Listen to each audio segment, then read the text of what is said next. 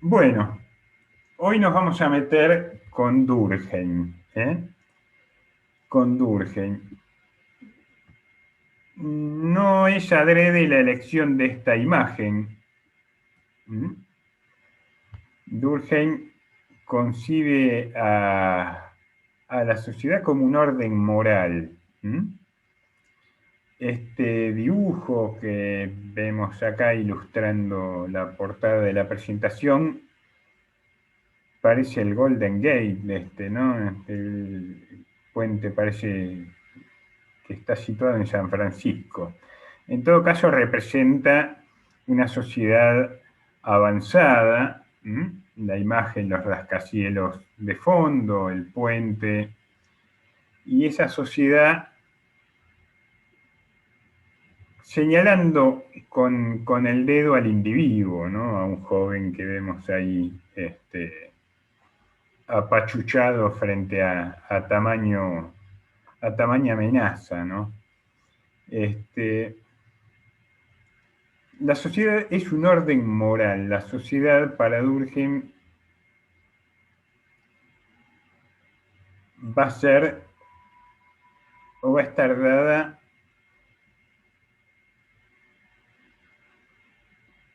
de antemano a los individuos y se va a situar por encima, como un conjunto de normas, como un conjunto de reglas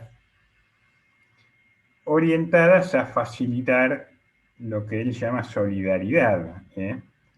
Este, eh, que no es otra forma que decir garantizar el funcionamiento de la sociedad. Lo social entonces es anterior, prevalece sobre el individuo y se le impone, es exterior al individuo. Se le impone como un orden moral, como un conjunto de normas y de reglas.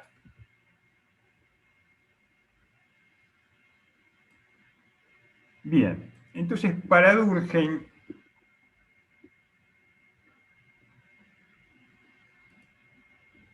va a ser central esta idea de la cohesión social.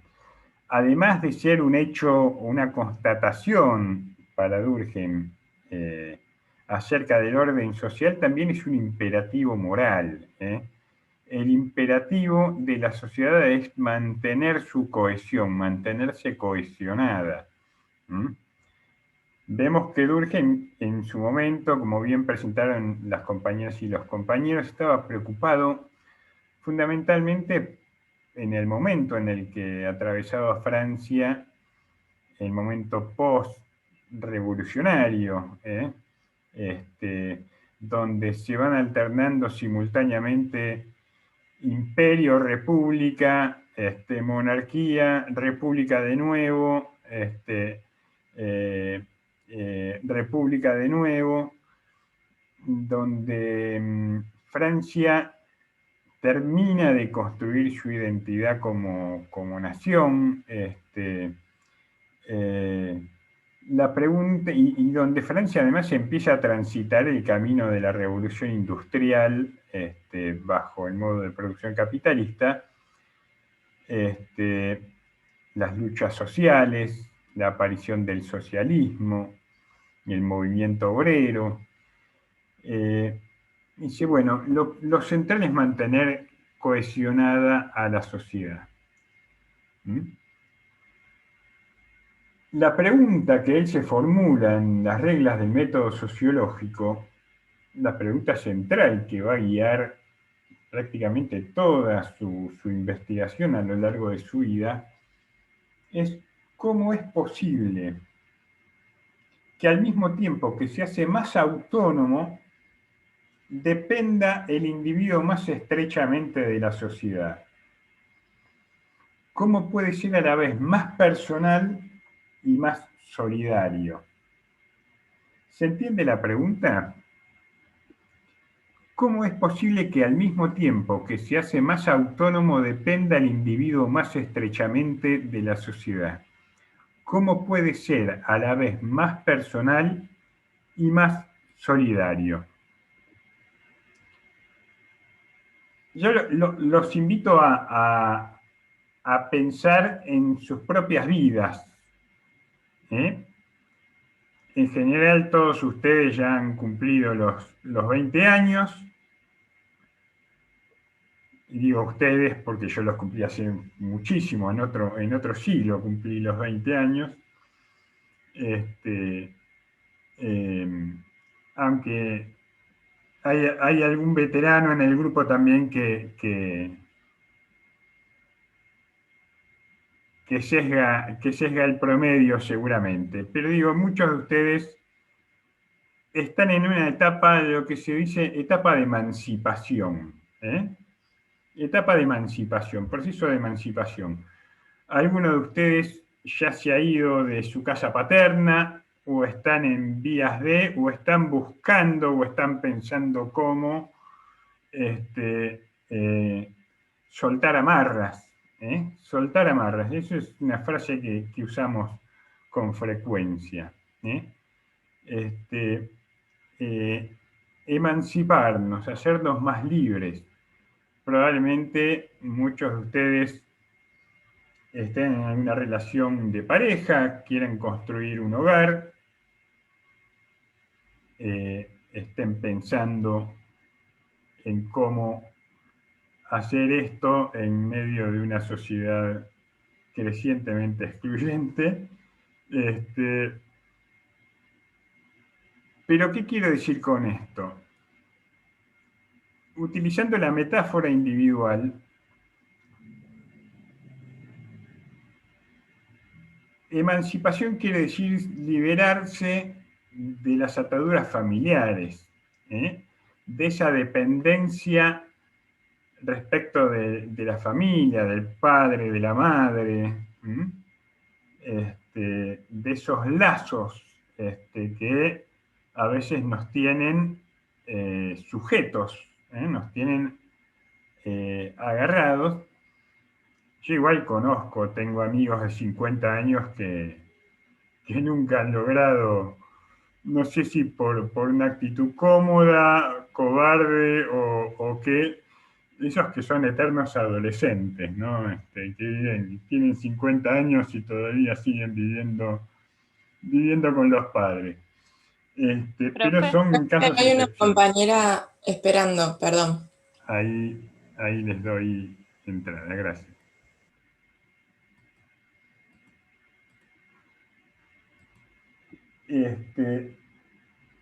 Pero ¿qué pasa?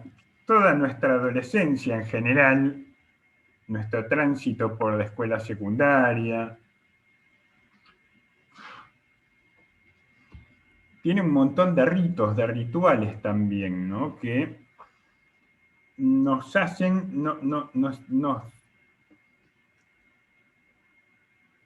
nos hacen ingresar en el mundo de lo social, ¿eh? La escuela secundaria es un gran rito de iniciación, de preparación para la vida en sociedad. Es un gran aprendizaje. Vamos desarrollando lazos, desarrollando vínculos. Aprender o emanciparse, tener mayoría de edad, tiene que ver con la posibilidad de ejercer plenamente la ciudadanía, ¿eh? De poder elegir, de poder participar, pero al mismo tiempo viene con otras cosas, ¿no?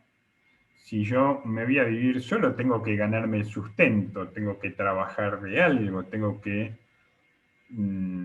desarrollar un oficio, una profesión, me tengo que formar. Si yo me voy a vivir solo, tengo que asumir responsabilidades, tengo que pagar impuestos, tengo que pagar los servicios, tengo que asistir a la universidad, tengo que aprender a participar de todos esos rituales que tiene la universidad, que son los procesos de inscripción a materias, los exámenes, toda una cultura propia que tiene que ser incorporada. Es decir, en ese tránsito eh, hacia la emancipación individual, vamos tejiendo lazos también que nos mantienen sujetos y dependientes permanentemente de los otros. Nos emancipamos de los lazos sociales, de los lazos parentales, digamos, nos hacemos independientes, autónomos, pero al mismo tiempo nos hacemos interdependientes, nos hacemos cada vez más interdependientes unos de otros. Esto que sucede en la vida individual de cada uno también sucede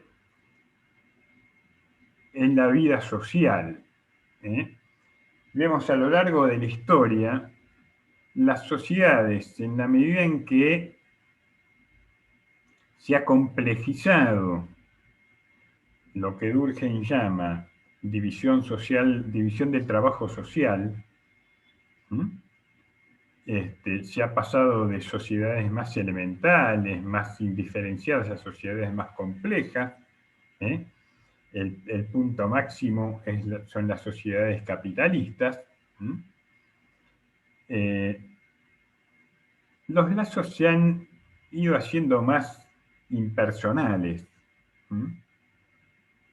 cada vez más impersonales, más abstractos. Volviendo a la metáfora individual, de la emancipación individual, ¿no? En la familia nos conocemos todos, nos conocemos las mañas, no tenemos que volver a inventar la pólvora para entendernos con papá, con mamá, con los hermanos. Hay cosas que ya están claras de antemano, los vínculos se cimientan en sentimientos muy fuertes, arraigados, en lazos personales. Ahora, fíjense en la universidad, por ejemplo. Esos lazos, sí, establecemos lazos más esporádicos con miembros nuevos, con compañeros nuevos, pero muchos de ustedes, a los compañeros que integran este curso, probablemente a la mitad ni le conozcan el nombre. A la mitad de los compañeros ni les conocen el nombre. A la otra mitad probablemente les conocen el nombre, pero no saben dónde viven. Y a los que saben dónde viven, probablemente no sepan o sepan poco y nada acerca de su historia, de sus gustos, de sus anhelos, de sus ideas. ¿Por qué? Porque la universidad supone otro tipo de lazo social que es diferente al de la universidad, al de la familia. Está basado en otro tipo de lazos, está mediado por otro tipo de instituciones, está mediado por otro tipo de solidaridades. Es una solidaridad orgánica. Los vínculos están basados más que nada en roles y en funciones. Profesor, compañeros, profesores, empleados administrativos.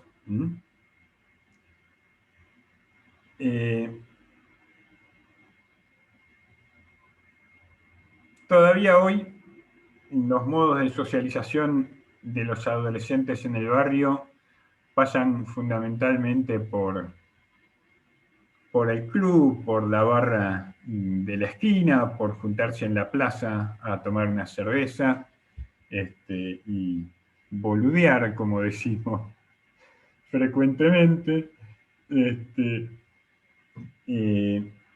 Esos vínculos son intensos, personales, los vínculos que tenemos con nuestro grupo de amigos,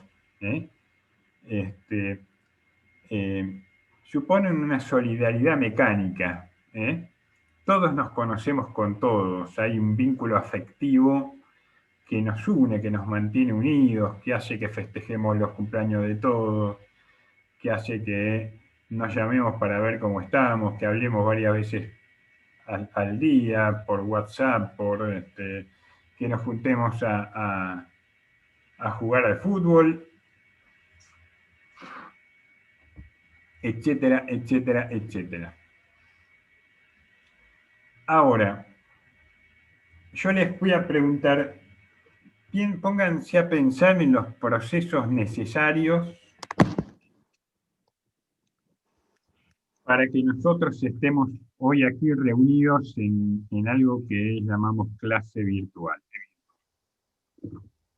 ¿De qué depende que nosotros estemos, de qué y de quiénes depende que nosotros estemos hoy aquí reunidos en un sentido metafórico y real, porque estamos reunidos, aunque por medios, digamos, de manera mediatizada? ¿Mm? ¿De qué depende? ¿Y de quiénes depende? De internet, o sea, De Internet. ¿Internet de quién y de qué depende? ¿Alguna vez se preguntaron? De que Puede cada ser uno de lo las pague.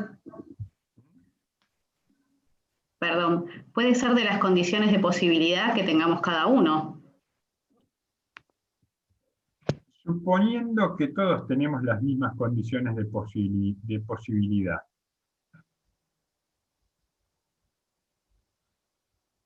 ¿Cómo se hace Internet?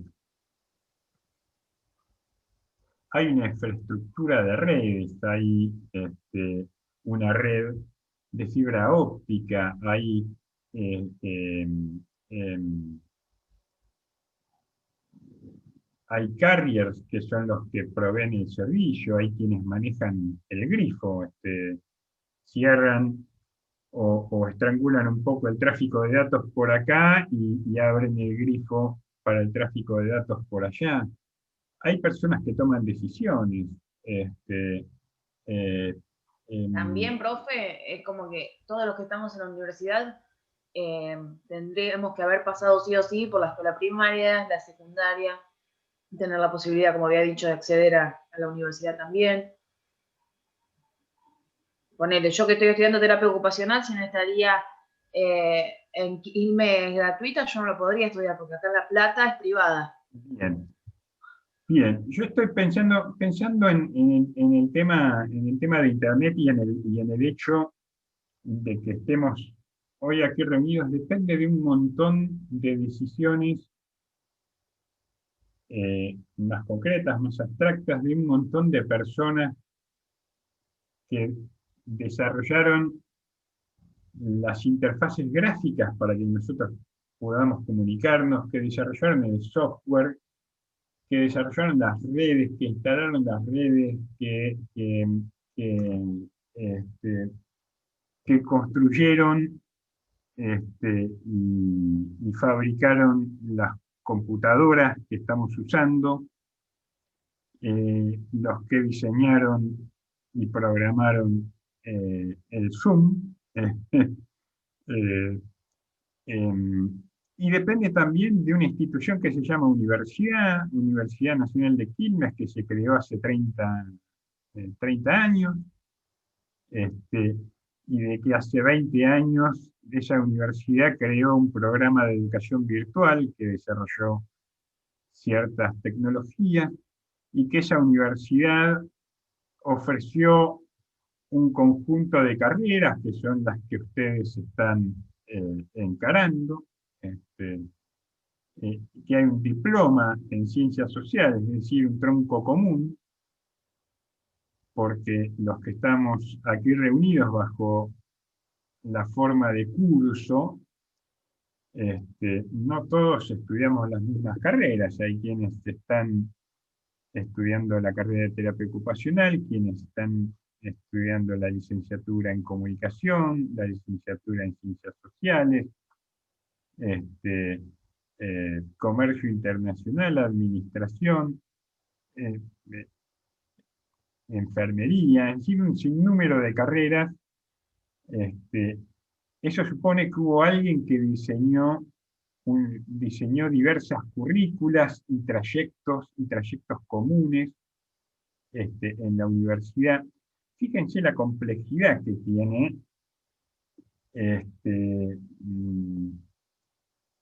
o que supone el hecho de que nosotros estemos reunidos aquí. Dependemos de un montón de decisiones y de conductas que nos son ajenas. y de las que sin embargo formamos parte. ¿Mm? Esto para dar un ejemplo, ¿no? Yo, clases pasadas, les ponía el ejemplo de vínculo abstracto. Nadie conoce el nombre del motorman del tren que nos trae a la universidad todos los días o el chofer del colectivo. No los conocemos, no sabemos quiénes son. Lo mismo que el kiosquero de la estación al que le compramos un cigarrillo. Algunos conocen a Jenny, que es la cajera del comedor universitario, esa que nos reta cuando no hacemos bien la fila, o cuando nos llevamos cambio, cuando nos olvidamos la tarjeta, pero otros ni siquiera saben que se llama Jenny. ¿La conocen a Jenny? ¿Alguien la conoce? Es esa chica muy simpática que cobra en la caja del comedor universitario. La conozco yo porque trabajo todos los días en la universidad. Este, ¿A qué voy con todo esto? Que en este contexto toma sentido esta pregunta que se formula Durkheim. ¿Cómo es posible que al mismo tiempo que se hace más autónomo dependa el individuo más estrechamente de la sociedad? ¿Cómo puede ser a la vez más personal y más solidario? ¿Cómo es posible, cómo es posible que en una sociedad como hoy sobrevivamos? ¿Mm?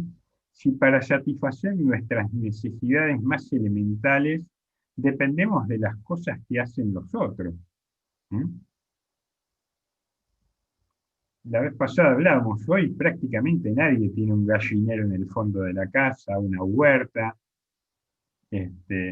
Dependemos de ir al supermercado y que en el supermercado esté aquello que nosotros buscamos y nos sirva para comer, o en la tienda para ir a vestirnos, o en la universidad para ir a aprender y formarnos y tener un título. ¿Mm? Es decir, en la medida en que nos hacemos más libres y más autónomos como individuos, al mismo tiempo nos vamos haciendo más dependientes de los otros. ¿Mm?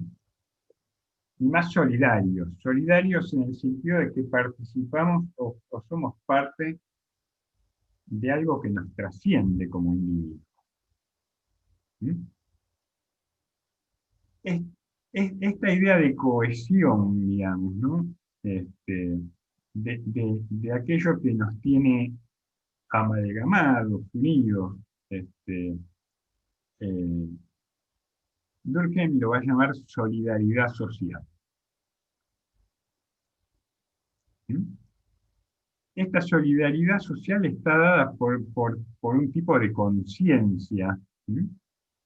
Este lazo social va a estar dada por un tipo de conciencia. Durkheim va a decir que hay dos tipos de conciencia. ¿Mm? Una conciencia individual, que es aquella que nos permite situarnos, conocer como individuos,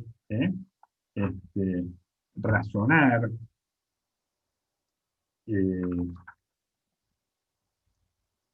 representa la personalidad de cada sujeto, pero al mismo tiempo hay una conciencia colectiva, que se va a expresar a través de creencias y sentimientos comunes a todos los miembros del grupo.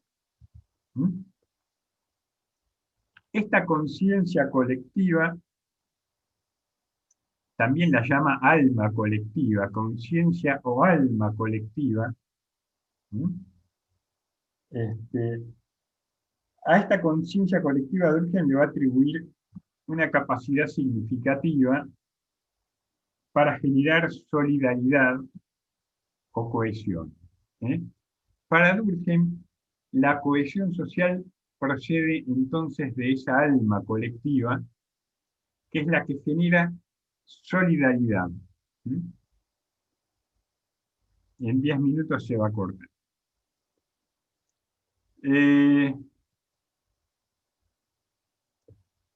Y esta solidaridad se sustenta en lo que Durkheim llama la semejanza de las conciencias.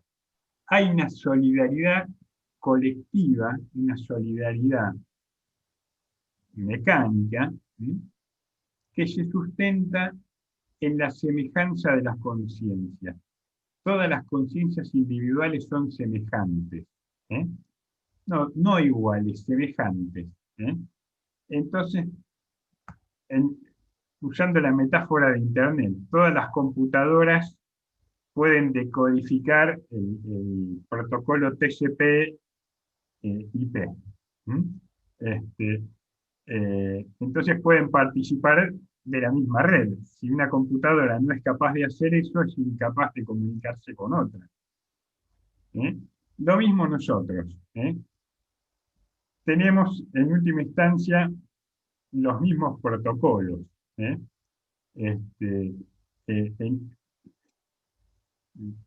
Durkheim no usa estas palabras, yo estoy usándolo como metáfora.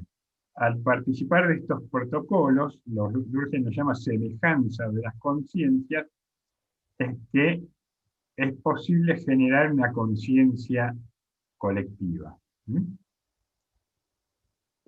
A esta conciencia colectiva, que se basa en la semejanza de las conciencias y que genera solidaridad, Durkheim la va a llamar solidaridad mecánica.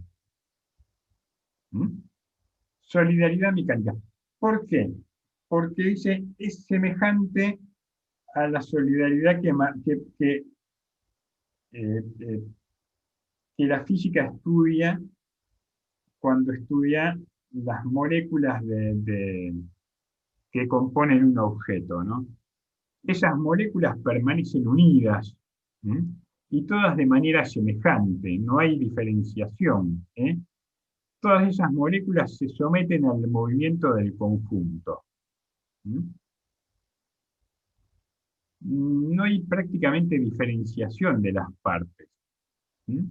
Hay un grado de homogeneidad muy elevado.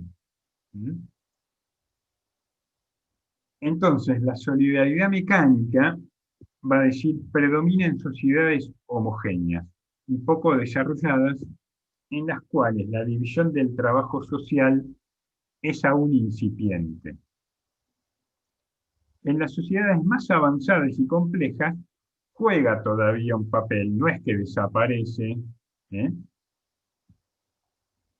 pero el fundamento de la cohesión en estas sociedades más avanzadas ya va a ser otro, el de la solidaridad orgánica. ¿Alguien me puede dar un ejemplo de solidaridad mecánica?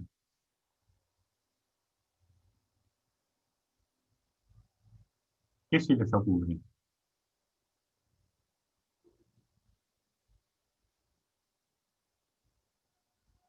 Uno, dos, tres, probando, hola, hola. No se me ocurre nada, pero puede ser comer, hablar y esas cosas. No, no necesariamente. Comer puede ser un hecho individual. O sea, puede ser, por ejemplo, un ejemplo chico como algo, por ejemplo, un curso de, no sé, nenes de la misma edad. Un curso. Por ejemplo, nuestra aula, nuestro colectivo de No sé introducción si al pensamiento social. nosotros, pero tal vez, no sé, nenes de 8 años, imagínate, y que tengan casi las mismas actitudes, son casi homogéneos. ¿Por qué? ¿Por qué, Lucía? A ver. Yo creo que hacen casi todo lo mismo, a diferencia de nosotros, que ahí ya Bien. tenemos una vida totalmente Exactamente. distinta, somos más grandes, estamos todos, hay Nosotros gente que hacemos tiene casi 50. todo lo mismo en el curso, es decir, yo enseño, ustedes aprenden, y en ese sentido podríamos decir que hay una solidaridad mecánica, pero si hilamos un poco más fino, decimos, nadie eligió ser parte de este curso, ahí hubo un proceso administrativo que nos asignó los asignó a ustedes a mi aula, probablemente por un tema de horarios disponibles, eh, eh, pero no hay ningún tipo de ligación entre nosotros por más buena onda que le pongamos. ¿Qué quiero decir con esto? Ustedes saben muy poco de mí, yo sé muy poco de ustedes. Probablemente al finalizar la materia, con algunos de ustedes yo tenga algún tipo de vínculo afectivo, eh, pero la solidaridad que prima dentro de nuestro curso es una solidaridad muy mediatizada y muy abstracta, muy basada en roles, en funciones, depende de procedimientos administrativos, de inscripciones, de evaluaciones, de notas, de funciones. Está marcada por la función que cumplo yo como profesor y por la función que cumplen ustedes como estudiantes. Es Max Weber diría, es una organización burocrática. ¿Sí? Este, yo no sé si sería el mejor ejemplo de solidaridad mecánica, porque está ya muy mediada porque por instituciones, por lazos abstractos. ¿Sí? Pensemos qué puede ser un Profe, ejemplo. Sí, Sebastián. Profe, buen Sí, día. Sebastián, a ver, primero Sebastián, después Lucía. Bueno, ¿cómo les va?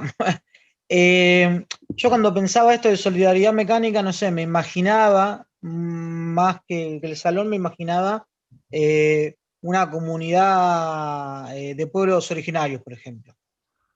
Digo, porque quizás era más pequeño, quizás se manejaba de otra manera en cuanto a lazos sociales, digamos, en Tal cuanto cual. a cómo se vinculan entre ellos, o inclusive también quizás, no sé, alguna población de alguna provincia, digamos, que sea más Sí, pequeña, que esté sí, menos sí, desarrollada en un montón de aspectos.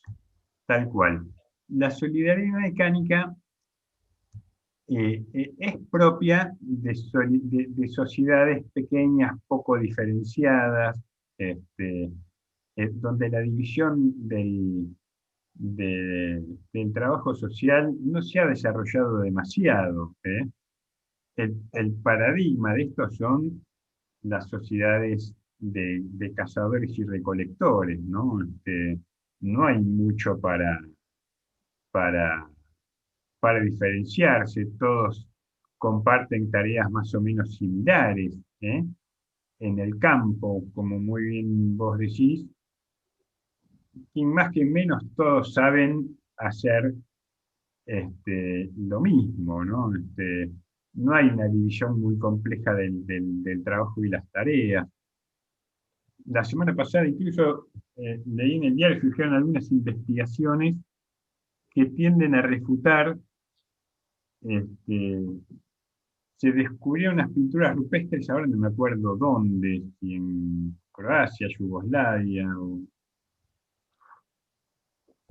hasta ahora los estudios antropológicos suponían que había una división del trabajo orientada por el género, por ejemplo, en, en las sociedades primitivas, este, porque las mujeres limitadas con una contextura física más pequeña, una vida reproductiva este, bastante prolongada, es decir, dedicadas a las tareas de crianza de los hijos, se quedaban en la aldea o en las tolderías, eh, realizando cierto tipo de tareas manuales, la cestería, la alfarería, el procesamiento de alimentos, mientras los hombres eran los que salían a hacer las tareas. Entonces, estábamos Le estaba contando una investigación que surgió hace poquito, lo leí en el diario la semana pasada. Estas pinturas daban cuenta de la participación de las mujeres en escenas de cacería. Tenían más de 30.000 años.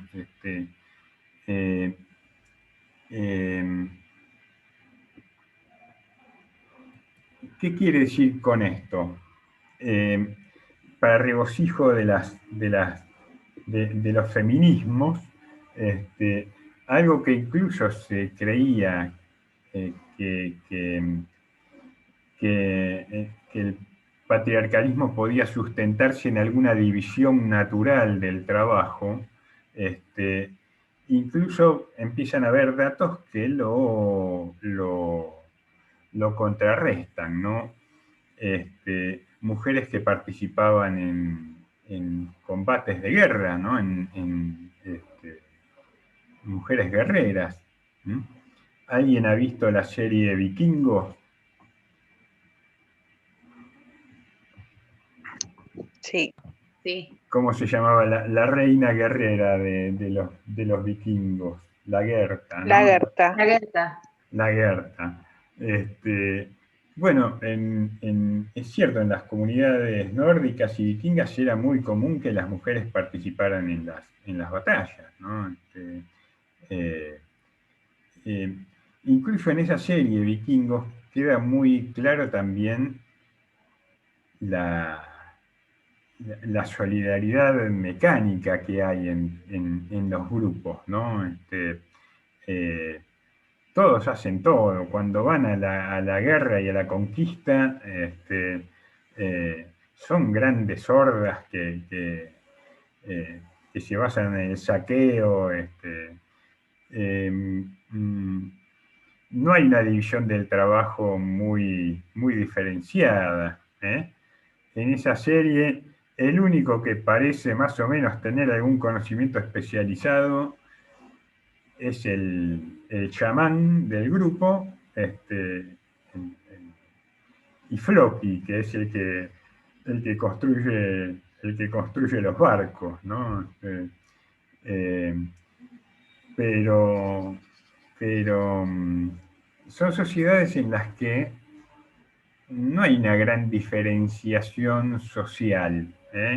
No son sociedades complejas desde lo organizacional, y el vínculo se sustenta fundamentalmente en que son todos parecidos, se conocen todos con todos, tienen todos instintos asesinos, como en la serie de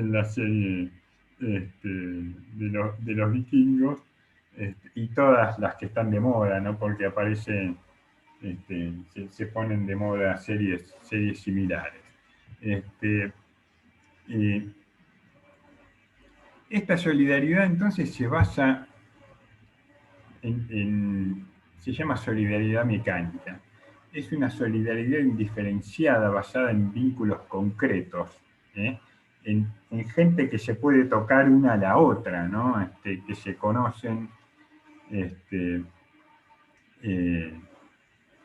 Durkheim va a decir, predomina en sociedades homogéneas y poco desarrolladas, en las cuales la división del trabajo social es aún incipiente. Lo que no quiere decir que hoy en nuestras sociedades capitalistas avanzadas no existan ejemplos de solidaridad mecánica. El grupo de amigos de la esquina con los que nos juntamos a tomar cerveza es un ejemplo de solidaridad mecánica. La barra brava del club de fútbol probablemente sea un ejemplo de solidaridad mecánica. El lazo social que hay ahí es un lazo muy fuerte, basado en el conocimiento personal, basado en lealtades personales. bastante indiferenciado. Una barra brava, entran todos juntos a la cancha, se van todos juntos de la cancha. Sería un ejemplo de supervivencia, de solidaridades mecánicas dentro de sociedades modernas. ¿Se entiende la diferencia entre la solidaridad mecánica y la solidaridad? Todavía la orgánica no la vimos, pero ¿se entiende lo que es la solidaridad mecánica? Por eso, Lucía, el ejemplo de un curso, por ejemplo, no sería el mejor ejemplo de una solidaridad mecánica, porque hay otras mediaciones ya. Hay vínculos que son abstractos, el de docente y alumno, por ejemplo. Hay una división del trabajo, hay una mediación institucional,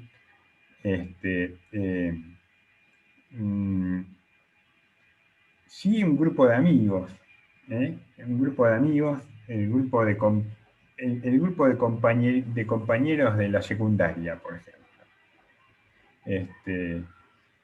Que yo, por ejemplo, con mis compañeros de la secundaria no desarrollamos una gran solidaridad mecánica, no hubo continuidad en el vínculo, nunca nos juntábamos, después de egresar no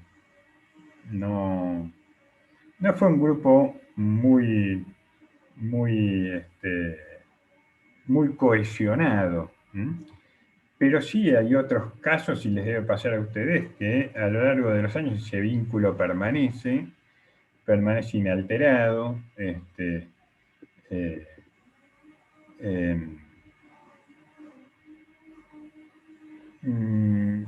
y se afianza además. Ahora bien, la solidaridad orgánica, a diferencia de la mecánica, adquiere relevancia en la medida en que las sociedades se van complejizando y van avanzando. Dentro de ellas, la división del trabajo y la especialización. Al tiempo que se incrementa la autonomización de las personas, es decir, su individualización. Esto que decíamos. En la medida en que nos hacemos más autónomos y más libres, al mismo tiempo, paradójicamente, nos vamos haciendo más interdependientes unos de otros. Por eso mi pregunta, ¿no? ¿De qué depende que hoy nosotros estemos reunidos aquí y ahora? Aquí es una metáfora, ¿no? Porque cada uno está en un aquí diferente, pero sí en una hora, estamos compartiendo una hora. Depende de un montón de cosas. A ver, en una sociedad de cazadores, comer dependía de que, más o menos organizados, un grupo de 10 tipos que componen una toldería, encontraran y siguieran el rastro de un ciervo, lo acorralaran, lo cazaran, y después traían la carne y las mujeres probablemente iban a preparar el asadito. Iban a comer todos juntos, ¿no?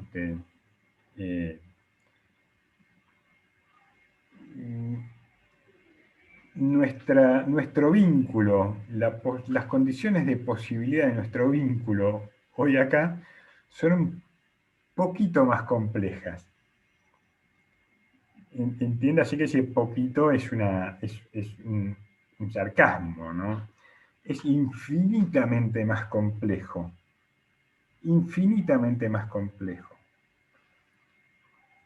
Estamos participando de un proceso de enseñanza y aprendizaje de educación superior. La educación superior, ya solamente hablando de educación superior, supone una sociedad fuertemente compleja. Fuertemente compleja. Y no solo eso, estamos participando de una comunidad, de una actividad de educación superior tecnológicamente mediada. Es decir,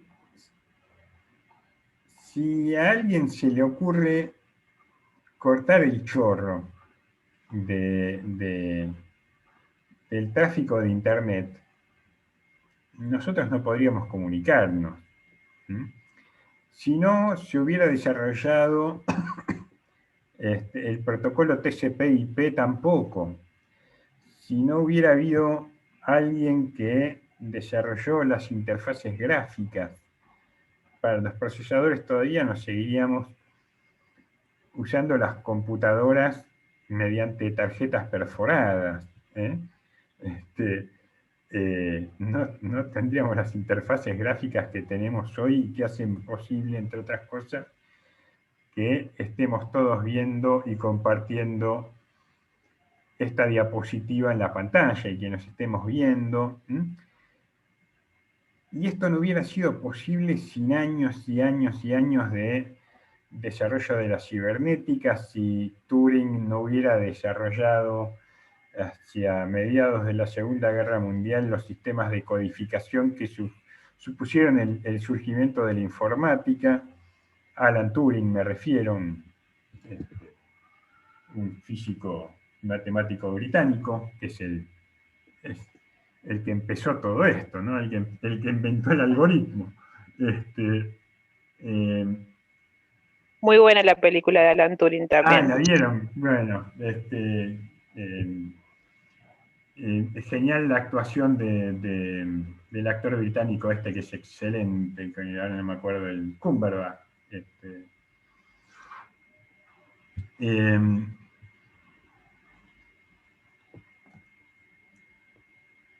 ¿Qué quiero decir con esto? Lo que nos mantiene unidos en nuestras sociedades actuales, si bien en algunos lugares, en las hinchadas de fútbol, el grupo de amigos de la esquina, en las reuniones familiares, todavía existe la solidaridad mecánica,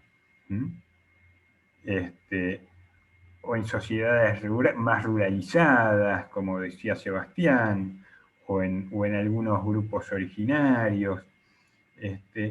Lo cierto es que hoy la cohesión social depende de otras cosas. Depende de un montón de cosas que se nos escapan. Por eso decimos, somos cada vez más autónomos como individuos, pero al mismo tiempo más dependientes de los otros.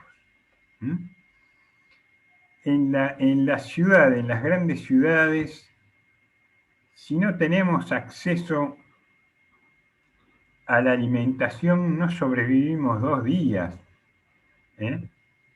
Si hay una película norteamericana que se llama Un día sin mexicanos.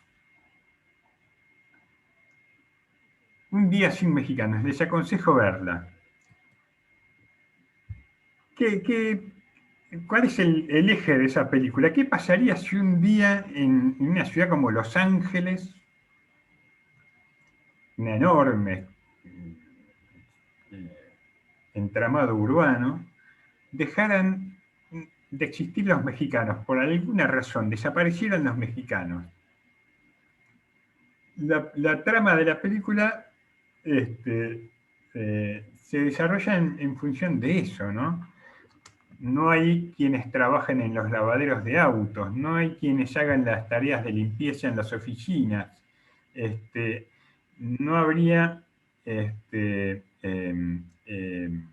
personal doméstico en las viviendas, no habría carteros en el servicio postal, un montón de tareas que realizan los inmigrantes mexicanos en el sur de Estados Unidos y generarían un efecto dominó, terminarían paralizando o haciendo imposible la vida en sociedad.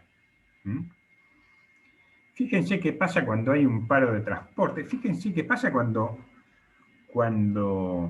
aparece una pandemia. Cuando aparece una pandemia y nos obliga a todos a permanecer en casa. Cuando hay un paro de transporte, cuando hay un apagón de luz. acá no ha acontecido, quiero decir, han habido apagones más o menos prolongados, pero en Estados Unidos, en la década del 70, yo no me acuerdo ahora si fue el 75, 76, en Nueva York hubo un apagón que duró, yo no me acuerdo ahora, más de una semana. Un apagón de luz. Se mataron. La cantidad de muertos que hubo se contaban por cientos. Los daños a la propiedad privada por miles. Porque se cortaron las cadenas de abastecimiento, los sistemas de refrigeración. Imagínense qué pasaría un día si se cayera toda la internet. Sería imposible la vida. Imposible la vida.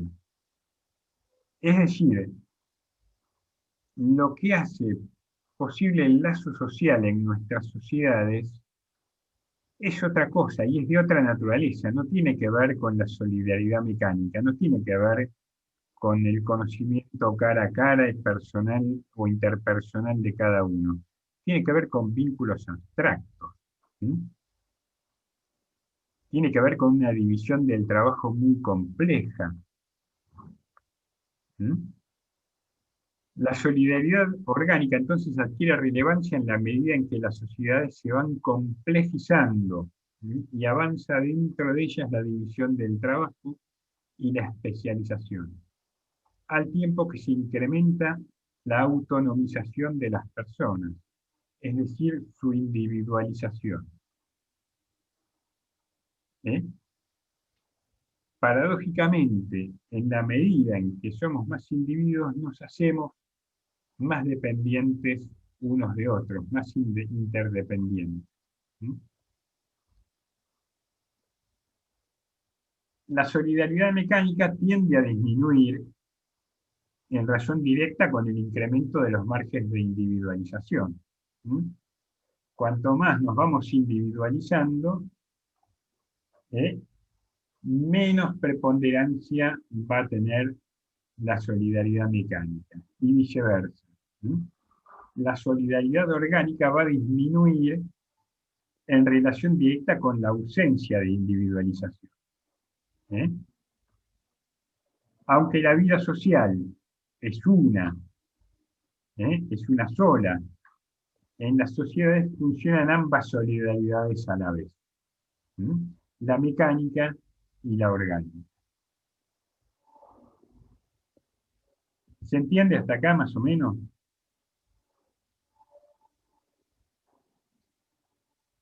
Durkheim va a decir, en el primero, lo que se llama con ese nombre, solidaridad mecánica, es un conjunto más o menos organizados de creencias y sentimientos comunes a todos los miembros de un grupo. Lo que él va a decir es el tipo colectivo. La solidaridad mecánica es propia de este tipo de colectivos, un sentimiento colectivo, arraigado. La aldea, el clan, la orden, la nación todavía. Profe, una consulta. Sí. Por ejemplo, se me ocurrió pensar, porque estoy quemada con historia argentina, pero cuando los inmigrantes vinieron acá y como por inercia se juntaban y hacían asociaciones y Exactamente. o sea, por nacionalidad, ¿eso qué sería? Tal cual. Eso es solidaridad mecánica. Ajá. Porque no es algo primitivo, ya es de una sociedad desarrollada. Está basada en algún tipo de característica común. El idioma, la lengua, la religión. Cierto tipo de genotipos, el componente étnico, las creencias, ¿eh? Hace que se haya creado la sociedad de socorros mutuos de la comunidad eh, piamontesa. La, el club de veteranos de la guerra, de la Segunda Guerra, de los veteranos italianos. El, el club español, el club de la comunidad cantábrica, cada grupo de inmigrantes este, mantenieron vínculos, fundaron asociaciones para mantener esos lazos primarios, para mantener esos lazos primarios que se basan en el idioma, que se basan en ciertos aspectos compartidos. Es muy pertinente el ejemplo, Daniel.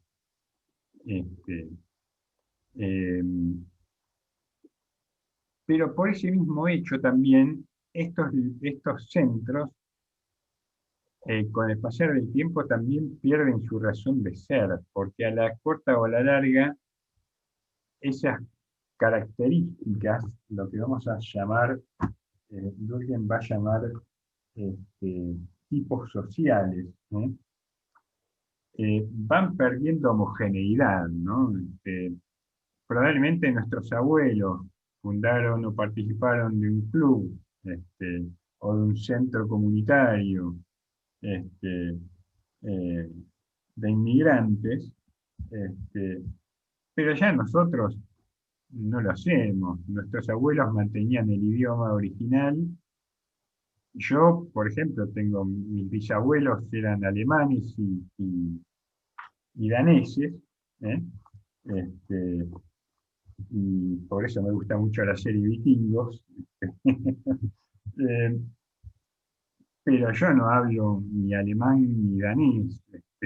Y algunas tías mías en las reuniones navideñas cantaban villancicos en alemán, pero ya se murieron todas, ¿no? Y en muchas Yo, familias debe profe, pasar eso. Sí.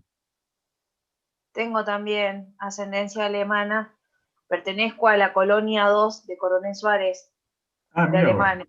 Ajá. Y allá dentro de la colonia se trata de mantener ciertas costumbres. Claro. Hay festividades y hay un montón y qué sé yo, las colonias, hay 3, y a medida que se van alejando más de Suárez, conservan un poco más las costumbres, ¿no?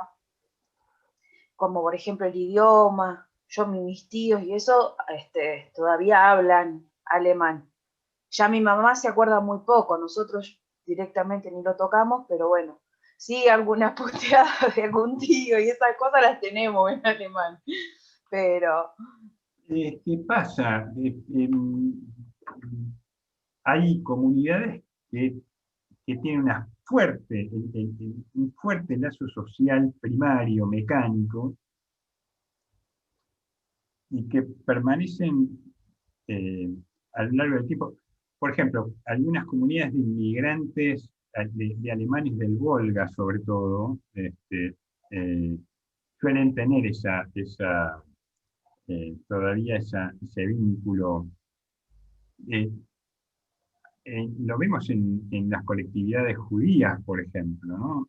Hay judíos que se han desvinculado completamente mantienen una identidad cultural difusa, pero muy secularizada, ¿m?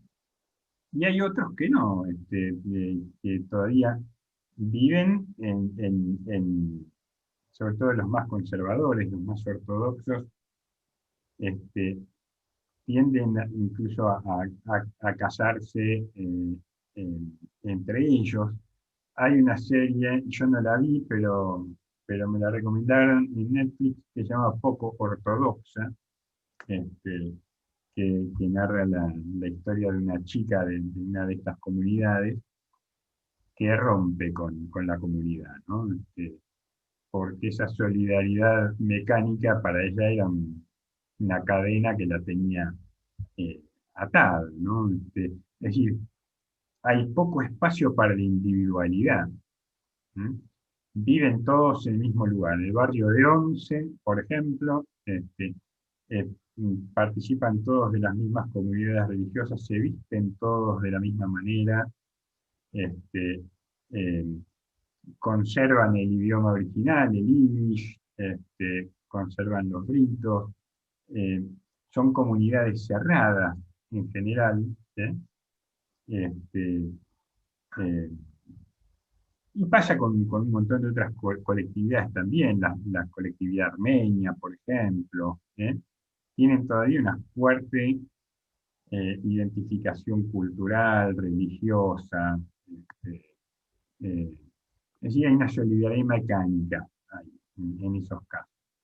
Pero en otros no. El caso que es mío, que yo les expongo, que debe ser el de muchos, probablemente algunos de los abuelos de ustedes eran italianos, españoles, gallegos.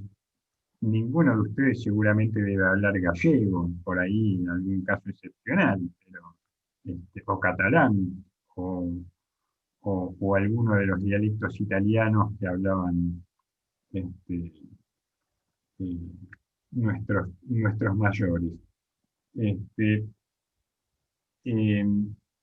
Entonces, Durkheim dice, en el primer caso de la solidaridad mecánica, es un conjunto más o menos organizado de creencias y sentimientos comunes a todos los miembros de un grupo. Este, va a decir, es el tipo colectivo. El lazo social se basa en un conjunto más o menos organizado de creencias y sentimientos comunes a todos los miembros del grupo. Por el contrario, la sociedad de que somos solidarios en el segundo caso, la orgánica, es un sistema de funciones diferentes y especiales que unen relaciones definidas. Estas dos sociedades por lo demás constituyen una sola. Son dos aspectos de una misma realidad. Son dos aspectos de una misma realidad. ¿Se entiende esa diferenciación entonces entre la solidaridad mecánica y la solidaridad orgánica? No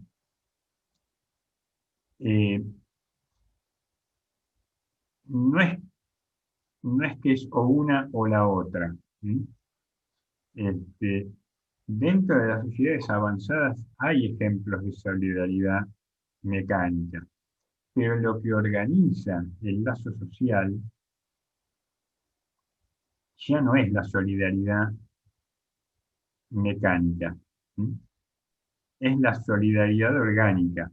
Vivimos inmersos en relaciones interdependientes con gente de la que ni tenemos noción de que existe.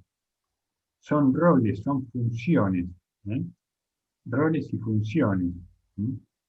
La importancia que tiene el Estado, por ejemplo, en nuestras vidas, la idea de ciudadanía, el concepto de democracia, lo que Marx llamaba, por ejemplo, al capitalismo como un inmenso arsenal de mercancía, ¿no?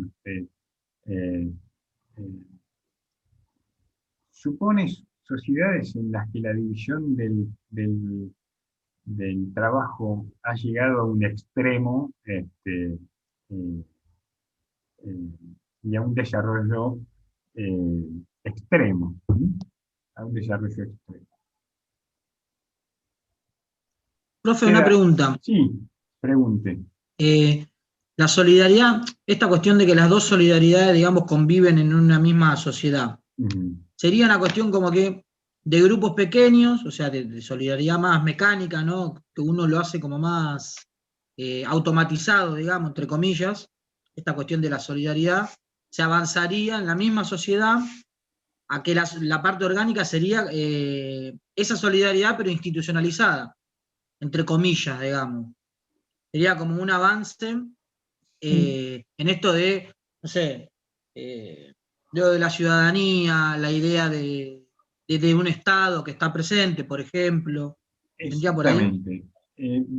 Pero además de lo que se supone que es una organización burocrática, esto lo va a desarrollar mucho más Max Weber que Durkheim, ¿no? Pero supone que en la sociedad hay roles, hay funciones, hay puestos definidos, especializados, hay tareas especializadas, la hiperespecialización, ¿no? Fíjense, nada, este contexto de pandemia es una cantera de ejemplos, ¿no? Nuestra vida social hoy, la continuidad de nuestra vida social hoy depende de que distintos grupos de científicos, es decir, gente especializada, es gente que trabaja y con eso se pueden manipular los objetos a nivel molecular, biomolecular, desarrollen una vacuna. A ese nivel de complejidad han llegado nuestras relaciones. Nosotros hemos tenido que limitar nuestras relaciones personales al máximo para evitar que se propague el virus.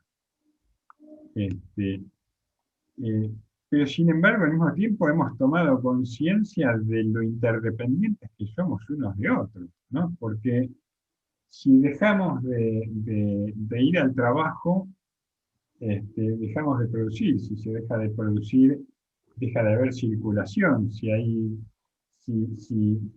se deja de ver circulación, cae el empleo, empieza a haber más desempleo, empieza a haber recesión, empieza a haber un montón de cuestiones de lo que se llama el efecto mariposa o el efecto dominó, ¿no? El efecto mariposa o el efecto dominó es lo que da cuenta de esta interdependencia creciente en las sociedades complejas, por factores externos, pero también por la complejidad interna. Es lo que yo les decía, un día sin mexicanos en Los Ángeles, o un día sin internet. Imagínense en este contexto si internet empezara a fallar, si bajara el ancho de banda drásticamente, si se congestionaran las redes. Nosotros no podríamos seguir con nuestro curso, por ejemplo, entre otras cosas. Pero se interrumpirían todos los pedidos que hemos hecho, o que han hecho miles y miles de pedidos que han hecho por sistemas de comercio electrónico. No podríamos manejar nuestra cuenta bancaria, hacer las transferencias, pagar el honorario del dentista o pagar la cuota de la obra social si es que o la prepaguen. Fíjense hoy de cuántas cosas dependemos para ser autónomos, ¿no? Para ser cada vez más libres. Al mismo tiempo dependemos cada vez más de más cosas.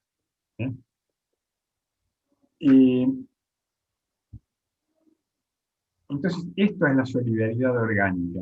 Lo que mantiene unidas a las sociedades hoy son vínculos abstractos. Es la idea de ciudadanía, la idea de que compartimos cierto cuerpo de valores comunes, abstractos.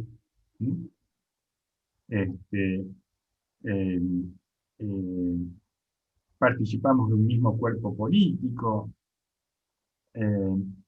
participamos del mismo mercado.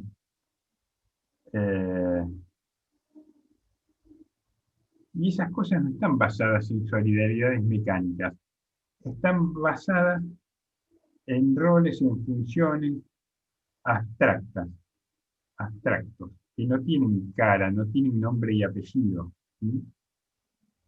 No tienen nombre y apellido. sí, conocemos a Bill Gates, que es el dueño de Microsoft, pero, este, pero no conocemos a millones de personas de las que dependen que nuestra vida y nuestra reproducción material de nuestra existencia sea posible. ¿No? En la aldea o en la toldería de los recolectores y los cazadores, las dependencias eran mínimas. Sí, si había sequía, si la manada de búfalos se había ido demasiado lejos, y bueno, empecemos a ver a quién nos comemos dentro, al más gordito de la tribu, lo empezamos a mirar con cariño, ¿no?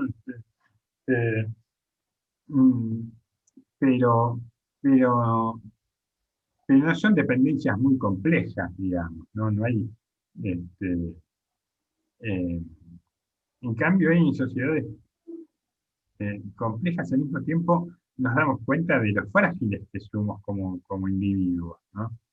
De lo expuestos que estamos también a otros que no conocemos y que ni sospechamos de que existen siquiera. ¿Sí?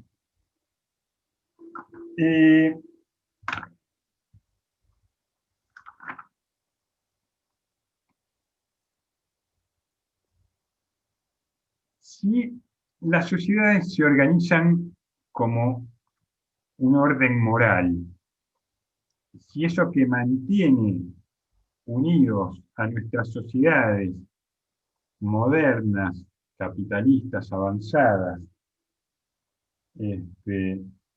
es la solidaridad orgánica que se avanza en vínculos impersonales, abstractos, en la compleja división del trabajo social. ¿Cuál va a ser el rol de la sociología? Va a preguntarse Durkheim. ¿Qué es lo que tiene para decir la ciencia acerca de la sociedad? Durkheim entonces va a instalar esta discusión, después la va a tomar Max Weber y va a llegar a conclusiones bien diferentes, acerca de la relación de los fines y los valores y su lugar en la ciencia. Al contrario que Max Weber, años después, Durkheim va a tomar una postura claramente tecnocrática propia del positivismo, y va a decir, si la ciencia no puede ayudarnos en la elección del mejor fin, ¿cómo podría enseñarnos cuál es el mejor de los caminos para llegar a él? Recuerden ustedes cuando veíamos la concepción general del conocimiento en Max Weber, un par de clases atrás, que Max Weber separa tajantemente el mundo del ser y el mundo del deber ser.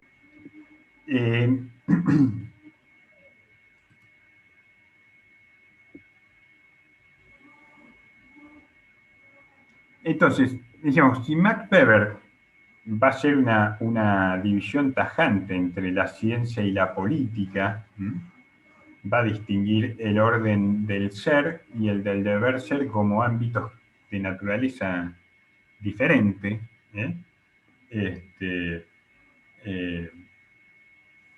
claramente Max Weber no va a entender a la sociedad como un orden moral. Para Max Weber, la ciencia no puede decir nada acerca de los fines que debe perseguir una sociedad. Eso es tarea de la política. La política es la que tiene que decidir de alguna manera hacia dónde quiere ir una sociedad.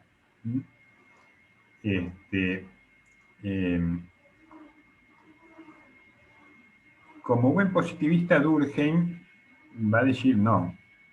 La ciencia, y si la ciencia no puede ayudarnos en la elección del mejor de los fines, ¿cómo podría enseñarnos cuál es el mejor camino para llegar a él? Esto es una postura muy positivista. Durkheim era hiperpositivista, y en última instancia una postura tecnocrática, digamos, ¿no? Hay un modelo correcto, adecuado, de orientar, de dirigir los fines que debe perseguir una sociedad. Y esto tiene que ver con el modelo biologicista y organicista que tiene Durkheim. Durkheim va a buscar establecer la distinción entre lo normal y lo patológico. Un historicista como Max Weber o como Marx jamás hablarían de lo normal o lo patológico, ni siquiera como metáfora. ¿Por qué? Porque lo histórico-social es de una naturaleza completamente diferente al mundo de lo físico y lo biológico, ¿no? Las leyes que rigen a la sociedad son de otra naturaleza. Pero para Durkheim esto es perfectamente compatible porque la ciencia es una sola para Durkheim. Entonces, la función de la sociología va a ser distinguir lo normal y lo patológico. Y para eso va a apelar a la ayuda de la biología. Durkheim va a decir en las reglas del método sociológico lo siguiente. Efectivamente, tanto para las sociedades como para los individuos, la salud es buena y la enfermedad, por el contrario, es lo malo que debe ser evitado. Por lo tanto, si encontramos un criterio objetivo, inherente a los hechos mismos, que nos permita distinguir científicamente la salud de la enfermedad en los diversos órdenes de fenómenos sociales, la ciencia estará en condiciones de esclarecer la práctica sin dejar por ello de ser fiel a sus propios métodos. En búsqueda entonces de ese criterio objetivo y con la ayuda de la biología, Durkheim va a construir su idea, su concepto de tipo medio. Tipo medio. ¿Qué es el tipo medio? Él lo va a definir como un ser esquemático que se constituiría reuniendo en la misma totalidad, en una especie de individualidad abstracta, los caracteres más frecuentes en la especie con sus formas más frecuentes. Supongamos, Durkheim diría que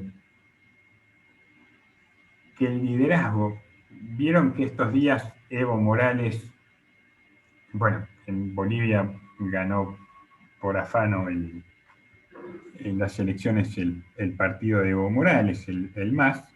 Como Evo Morales estaba proscripto, fue con otra fórmula,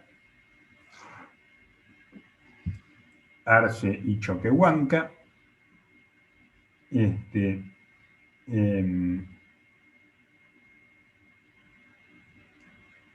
Pero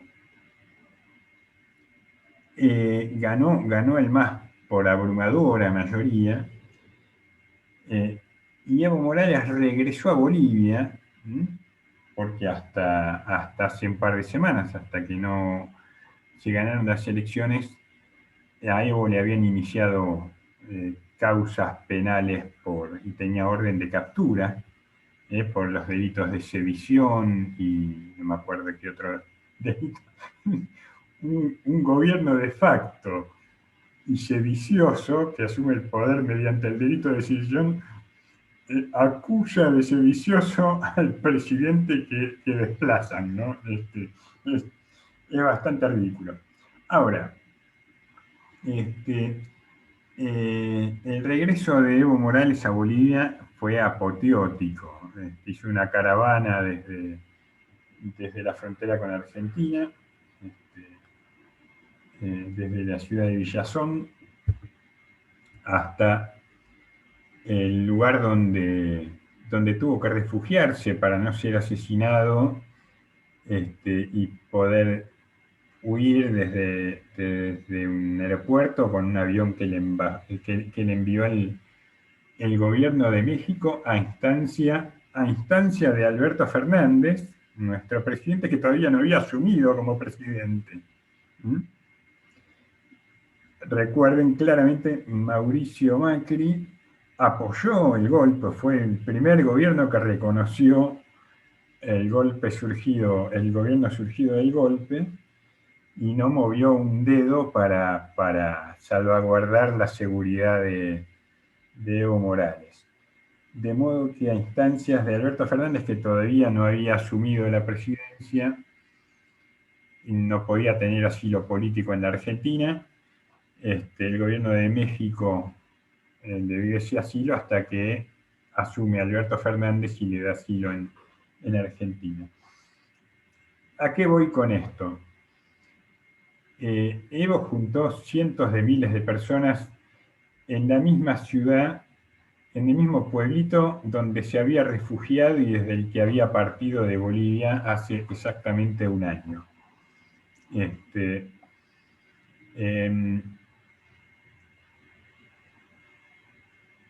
¿Cómo se explica que después de un año, después de un golpe de Estado, después de que lo habían acusado de fraude, ¿no?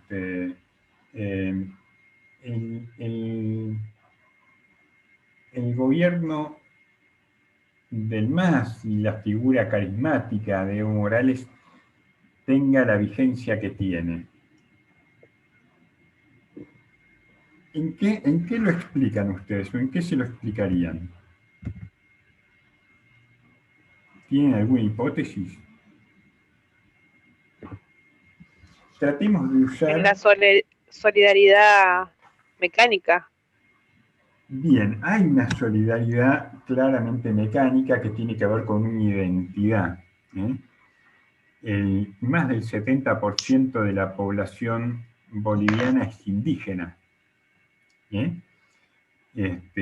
Y fuertemente aymara, además, ¿no? Si bien hay población quechua, lingüísticamente y étnicamente, los aymaras son mayoría en Bolivia.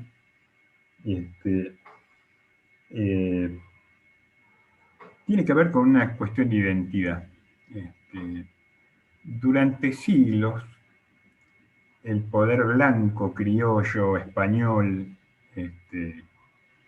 y hasta mestizo en Bolivia sojuzgó a las mayorías indígenas.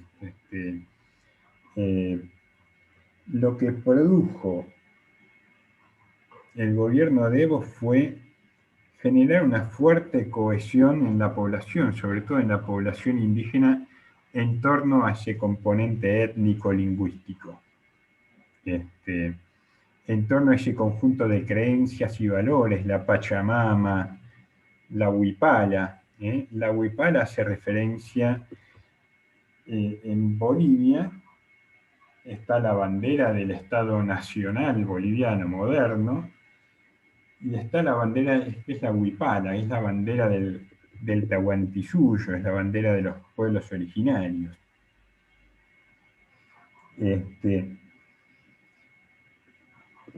Esto tiene que ver con que el MAS, el Movimiento al Socialismo, que es el partido de Evo y la figura de Evo, supieron amalgamar, cohesionar a la sociedad boliviana, o a la mayoría de la sociedad boliviana, en torno a ciertos tipos sociales, a un tipo social predominante en Bolivia, que había estado subordinado durante cientos de años y que ahora emergió con toda su fuerza. Ese tipo social es el tipo social indígena, es el tipo social aymara y quechua. Aymara y quechua, quiero decir, Bolivia está compuesta por 23 naciones, ¿no? Las predominantes son la aymara, la quechua y la guaraní, pero son 23 naciones. Por eso, la constitución que se redactó en el año 2008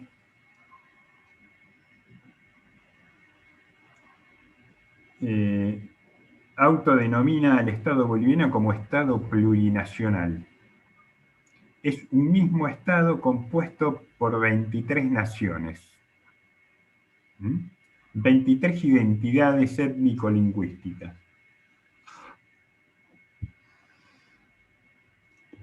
Esto es un tipo social.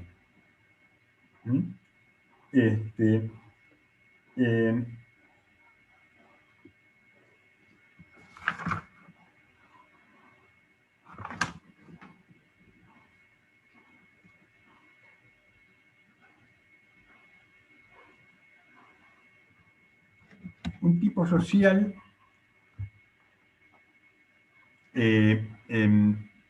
tiene que ver entonces con alguna característica distintiva. Pero me estoy dando cuenta, no me quiero todavía adelantar al concepto de tipo social sin desarrollar adecuadamente las ideas de normal y patológico.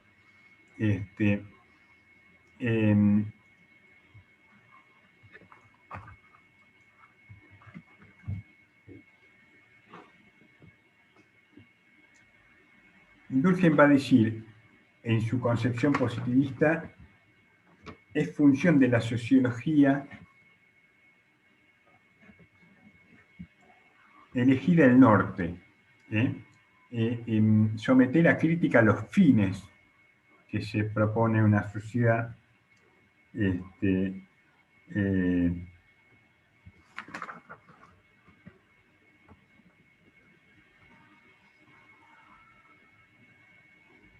y por eso construye su concepto. Me había ido ahí, encontré el hilo de nuevo, su concepto de tipo medio.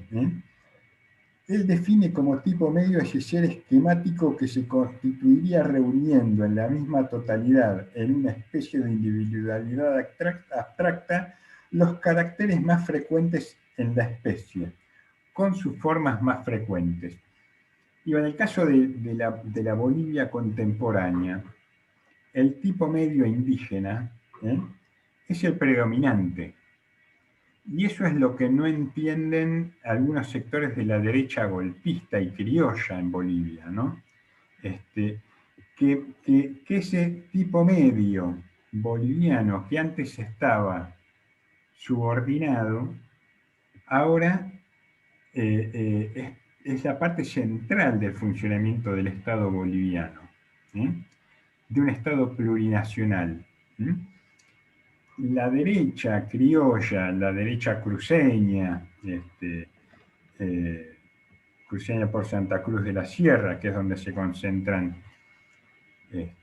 la mayoría criolla blanca en Bolivia, tiene un tipo medio de sociedad en la cabeza, en la ideología, que no se condice con el tipo medio real que hoy predomina en Bolivia. Es notable, pero estando yo en Santa Cruz de la Sierra o en la ciudad de Tarija, por ejemplo,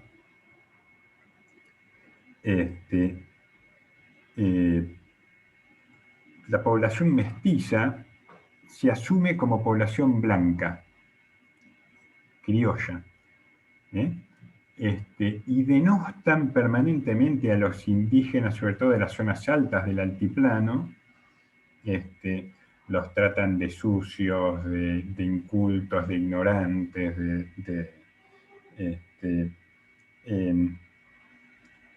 ¿por qué? Porque ellos toman el tipo medio de la sociedad cruceña y lo trasladan como si fuera el tipo medio de la sociedad boliviana.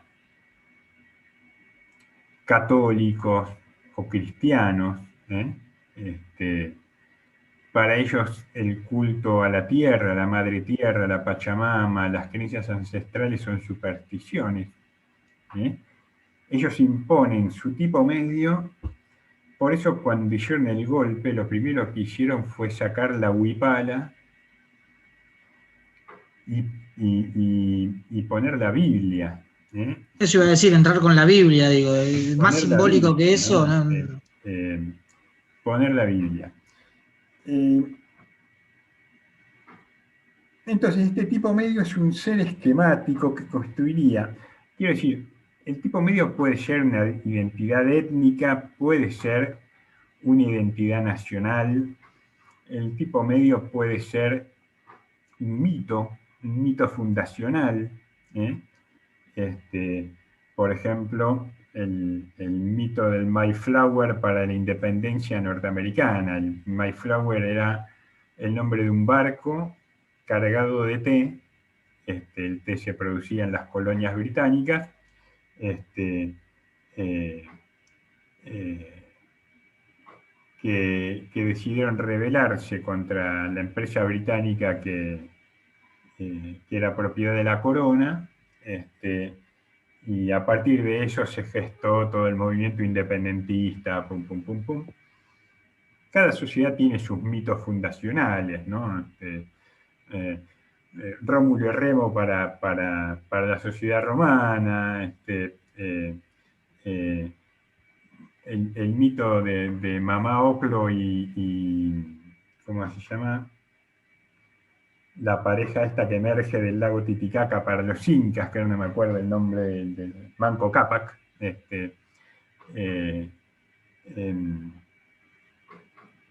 El mito de la serpiente en las sociedades mesoamericanas, sobre todo en la sociedad azteca. Todas las sociedades tienen también un mito que opera también como un tipo medio, como una definición. Somos todos los descendientes de Rómulo y Remo, somos todos descendientes de los primeros pobladores, de los pioneros, de los...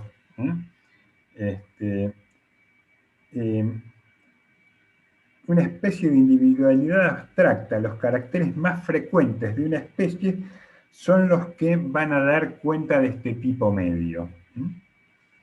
El concepto de tipo medio supone el de especie. Especie de individualidad abstracta, va a decir Durkheim, y debe contemplar de alguna manera la posibilidad de cierta variedad regular hacia su interior. Bolivia como una comunidad indígena, pero hacia adentro hay ciertas regularidades. La centralidad de la Ayllu. Ayllu son esta idea ancestral de comunidad, ¿no? Que hoy perdura fuertemente en las sociedades andinas. Pero también hay Ayllius y Ayllius. No son todos iguales, no se rigen todos por las mismas normas. Hay niveles de autonomías superpuestos. Es decir, dentro del tipo medio hay especies, hay distintas especies. Hay aymaras, hay quechuas, hay guaraníes, hay urus, hay tupís, hay distintos grupos. Que son identificados también en función de ciertas variedades que aparecen regularmente. La lengua, las creencias, las vestimentas, las costumbres. Entonces, Durkheim va a decir,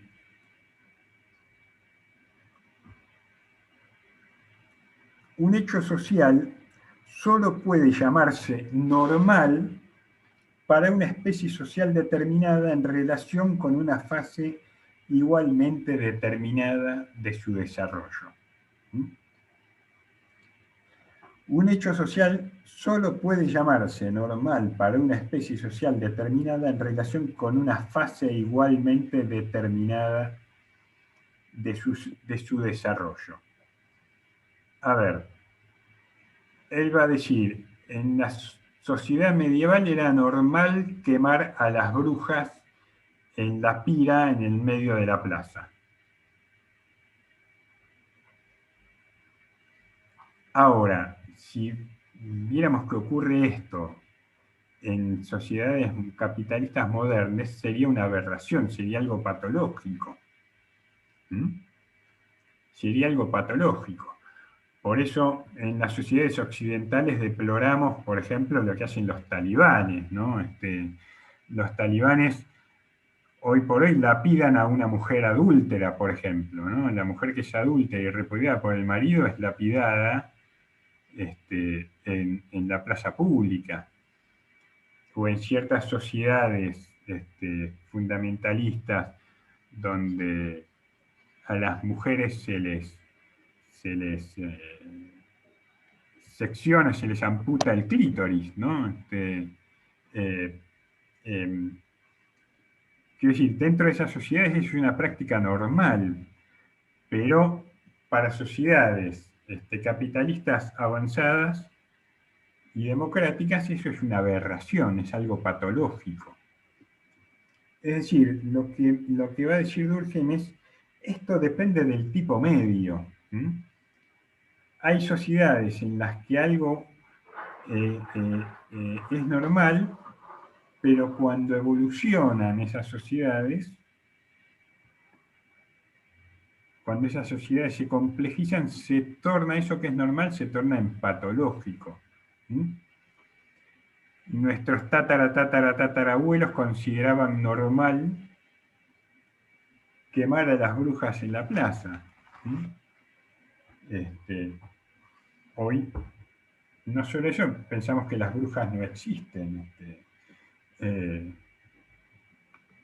Y probablemente haya otro tipo de sociedades a futuro que consideren patológico cosas que hoy consideramos normales. Entonces, este tipo medio es una especie de individualidad abstracta que resume algunos caracteres más frecuentes en la especie, ya sean de índole étnico, cultural, religioso o una mezcla de todos estos.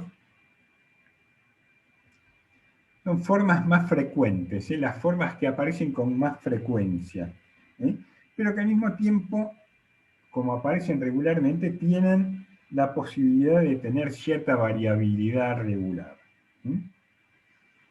Por eso él va a decir, un hecho social solo puede llamarse normal para una especie social determinada en relación a una fase igualmente determinada de su desarrollo.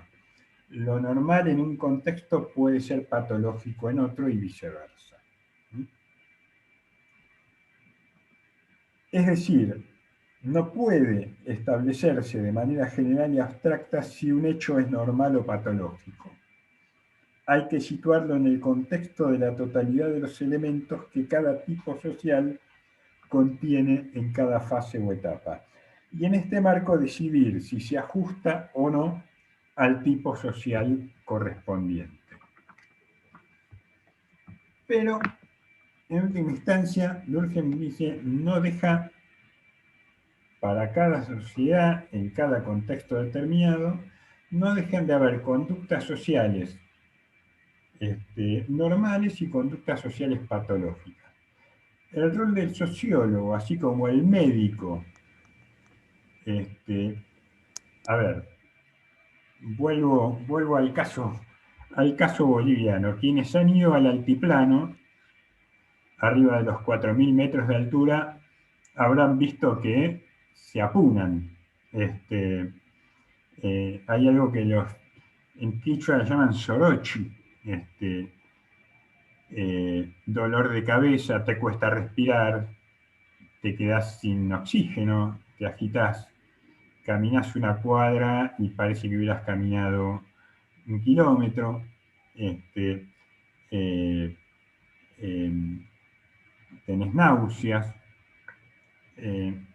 Esto sucede para quien ha visitado la ciudad de La Paz, por ejemplo, porque los habitantes de la ciudad de La Paz no les pasa esto.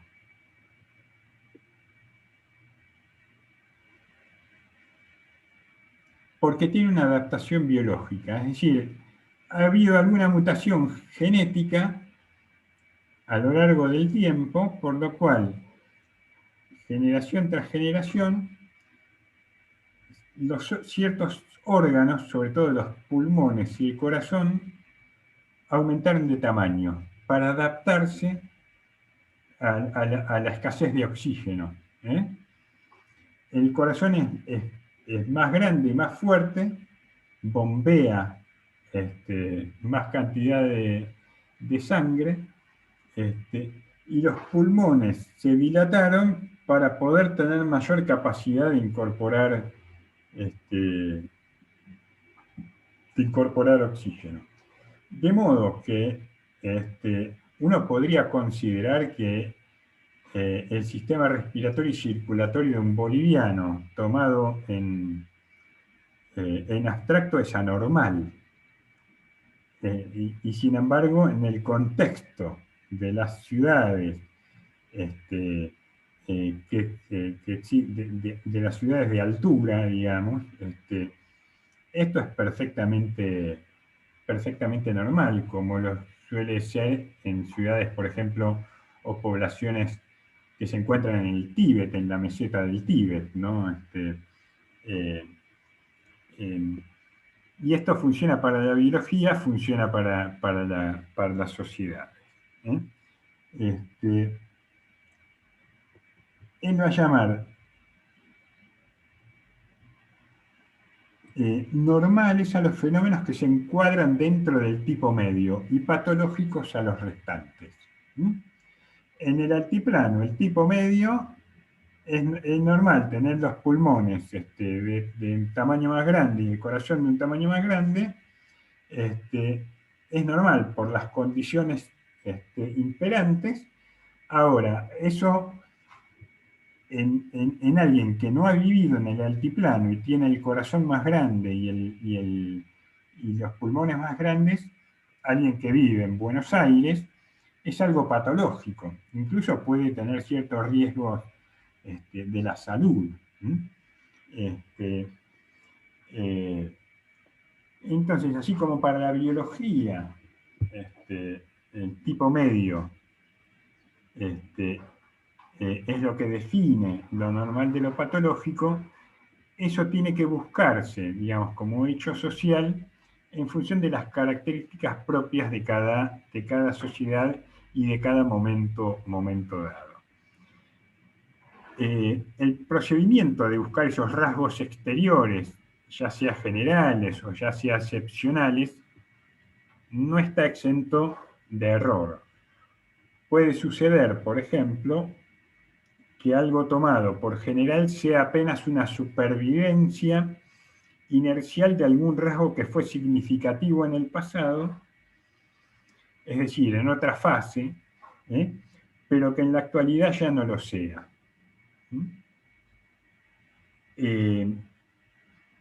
De manera que Durkheim recomienda explicar el porqué de esa generalización. Siempre tiene que ponerse lo normal y patológico en función del contexto. Así va a sostener que el carácter normal del fenómeno será efectivamente más indiscutible si se demuestra que el signo exterior que lo está revelando al principio no es puramente aparente, sino que está fundado en la naturaleza de las cosas. En una palabra, si se puede erigir esta normalidad de hecho en una normalidad de derecho. En una normalidad de derecho. Si está socialmente consagrada, si está socialmente legitimada. Volviendo a la cuestión indígena en Bolivia, y la cuestión política. La identidad indígena era una identidad subordinada hasta la llegada de Evo Morales en Bolivia, Y en la actualidad es una identidad que reclama su poder político, su cuota de poder político. Esto pasó porque la etnicidad, la lengua, la cultura, tuvo otra forma de legitimación. Se pudo legitimar desde otra manera. Se abrió paso. Estas características, estos marcadores, esta normalidad de hecho que era en la sociedad boliviana, que predominara con regularidad ciertos tipos, que podríamos decir indígenas, pasó de ser una normalidad de hecho a ser una normalidad de derecho, a tener legitimidad social, a tener legitimidad social.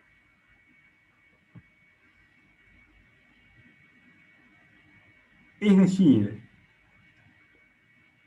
y allí va a sostener que el carácter normal del fenómeno será efectivamente más indiscutible si se demuestra que el signo exterior que lo había revelado al principio no es puramente aparente, sino que está fundado en la naturaleza de las cosas.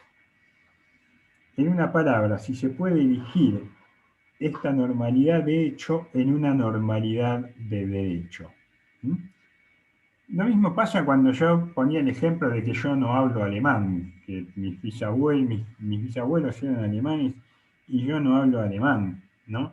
Mi apellido, en todo caso, es un marcador muy débil, es un tipo débil de identidad. Mi identidad cultural, política ya está diluida. Mi apellido es solamente una supervivencia que da una vaga noción de un origen étnico y cultural que ya se ha perdido. Mi identidad se ha diluido en lo que podríamos llamar mi identidad porteña, cosmopolita.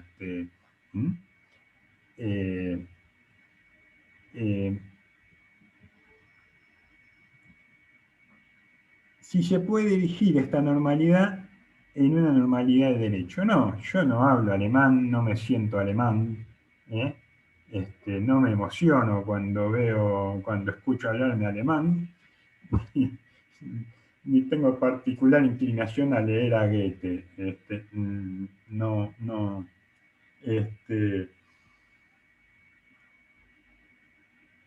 Es decir, si se establece una conexión causal que dé sustento explicativo a lo que inicialmente es solo una regularidad observada. Una regularidad observada. A mí me causa gracia, ahora no tanto, pero hace algunos años, en la época de la dictadura sobre todo, ciertas personas de derecha, nazis, fascistas, suponen que porque uno tiene el apellido alemán, tiene que empatizar con ciertas ideas totalitarias o cierta iconografía del régimen nazi, ¿no? Entonces te guiñan un ojo, te establecen como un código, suponen que por tener el apellido alemán tenés que ser nazi y fascista, ¿no?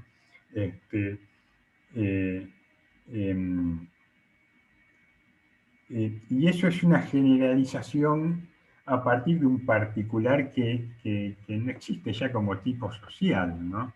El pensar que porque uno tiene un apellido alemán es un nazi,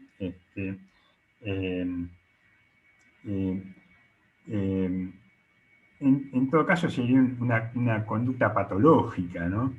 Es decir, no se puede establecer una relación o una conexión causal ya que de sustento explicativo a lo que inicialmente es solo una regularidad observada. Que muchos, obviamente de regularidad, que durante la época, durante la primera parte del siglo XX, la mayor parte de los alemanes eran nazis. Bien, la semana que viene vamos a terminar con esto, con Durkheim. Yo estoy demorado en subirle las clases, así que supongo que este fin de semana me voy a poner al día en subir las grabaciones. ¿Alguna pregunta, alguna consulta? Profe, Profe, ¿podés Sí. dejar estas diapositivas que usaste después? Sí, las voy a subir. Voy a subir las diapositivas y voy a subir la grabación con las diapositivas. ¿Mm? profe, ¿se escucha?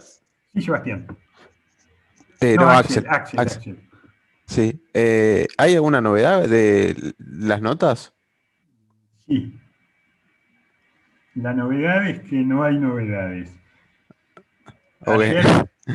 Ayer terminé de corregir los parciales de 2 cursos, cerré actas y notas de 2 cursos virtuales que tengo. Estoy abocado a la tarea de corregir ahora trabajos finales de un curso de posgrado. Y recién después, cuando termine con esto, me voy a poner a corregir los parciales de ustedes. Paciencia, les pido paciencia. Ok, está bien. Era para Bueno. saber nomás. Gracias. Les mando Profe, un abrazo, perdón, que ya nos se vemos. corta. Sí, ¿El yo cronograma de grupo sigue como lo habíamos hecho? ¿Como Sí, está señor. puesto en el campus? La Perfecto. semana que viene tienen que dar la película Ciudad de Dios. Sí. Ciudad de Dios, sí. Ciudad de Dios. Bien. Sí. Listo. Prepárenla. Listo.